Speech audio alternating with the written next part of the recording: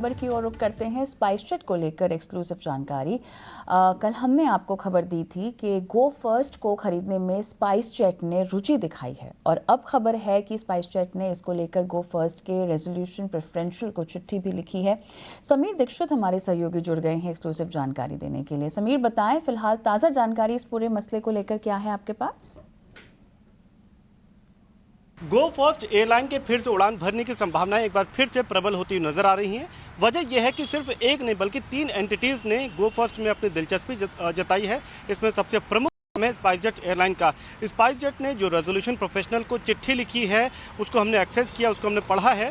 उस चिट्ठी में साफ तौर पे लिखा है स्पाइस जेट लिमिटेड की तरफ से कि वो बिड सबमिशन की जो अंतिम तारीख थी नवंबर 22, उसको बढ़ाने की उन्होंने अपील करी है। उसकी वजह यह है कि spice jet airline expression of interest go first के लिए देना चाहती है, वो उसमें बिड लगाना चाहती है।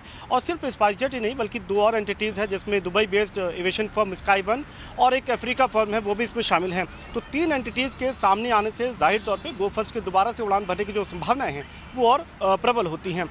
अब इसमें कमिटी ऑफ क्रेडिटर्स को फैसला लेना है कि जो रिक्वेस्ट है बिड सबमिशन का वो और टाइमलाइन एक्सटेंड करने का, उस पर अंतिम फैसला सीओसी लेगी। लेकिन ये माना जा रहा है कि ये टाइमलाइन दिया जा सकता है। स्पाइस जेट को हाल ही में 2250 करोड़ रुपए मिले हैं। इसके पहले भी कुछ पैसा स्पाइस जेट में लगा हुआ है। तो स्पाइस जेट की उम्मीद ये है कि एक तो अभी की जो वित्तीय स्थिति है उसमें सुधार, और साथ ही साथ अगर गो फर्स्ट में की दिलचस्पी रंग लाती है तो गो फर्स्ट और स्पाइस जेट का कुल मार्केट शेयर तकरीबन 20 से 25% हो जाएगा, जो कि उनके खुद के ग्रोथ के लिए और एविएशन सेक्टर में जो मौजूदा ग्रोथ है उसमें वो अपना चंक अगर देखें, अपना हिस्सेदारी देखें तो उसमें काफ़ी पॉजिटिविटी नज़र आ रही है। शुक्रिया समीर एक्सक्लूसिव जानकारी के लिए। और